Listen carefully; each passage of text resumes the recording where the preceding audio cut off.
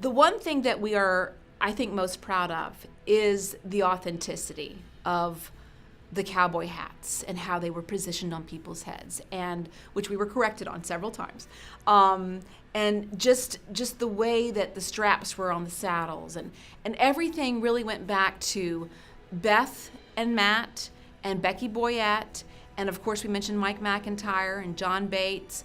Just the community of horse people that were on this set saying, okay, you can't do that. You have to do this because that's what's real. Doug Miller, man, the way he had to jump in, he's a director of photography, and to jump in and to deal with so many horses. Luckily, I have a background with horses. I grew up on a farm. I've been riding since I was knee-high to a Coke bottle. And so I understand horses a great deal.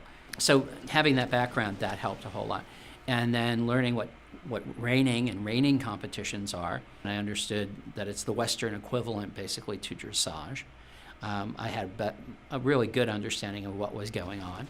Matt Guthrow and Mike McIntyre have done a great job maintaining these horses and taking care of them here on the set. Again, they're out of their normal environment. As far as the safety, I think the crew has done a great job of just paying attention to the safety of the horses and being around the horses, and making sure that it's a safe environment. Some of the funny things that would happen where an actor might get on a horse and suddenly the horse gets away from them and the actor is riding up the street in the wrong direction, and everybody's running after the actor on the horse who really can't keep the horse in the ring. But the horse is going to do what the horse wants to do, and ideally get what you need for the film, but within the parameters of the horse doing what the horse wants to do. It's basically like doing a stunt. You don't know for sure what you're going to get. You can't really tell them to be where you want them to be at the right time, that you want them to be there. And so we pretty much let them do the runs that they would normally do and treat it just like, as far as authenticity, treat it like a show. They're at a full gallop and they stop, and they kind of walk with their front legs, and they kind of sit down and their hind legs slide through and spray dirt everywhere. They're not going to do that in the same place every time. The operator, which happened to be me, needs to adjust and keep the framing, but not rely on an end mark. And also, you've got to be on a long lens because you can't be real close because you don't want to spook the horse.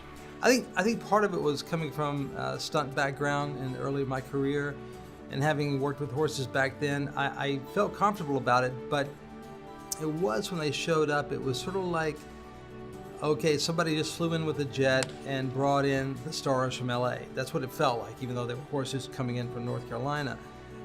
There was a feeling of the stars are on set, and the team that was around those horses with Mike McIntyre was very impressive. We had folks come out that were extras that wanted to actually be a part of these scenes, and they brought their own horses and their own bedding and their own stuff just to be a part of it. It was so nice to see this community of equestrians in our area come together for Texas Rein.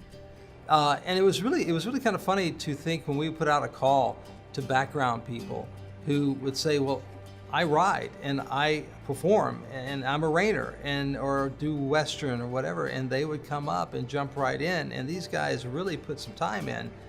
And we wanted what's real, so that not only this would be a story that transcended and spoke to different audiences, but that also the horse community would be able to point to this and say, we're proud of this.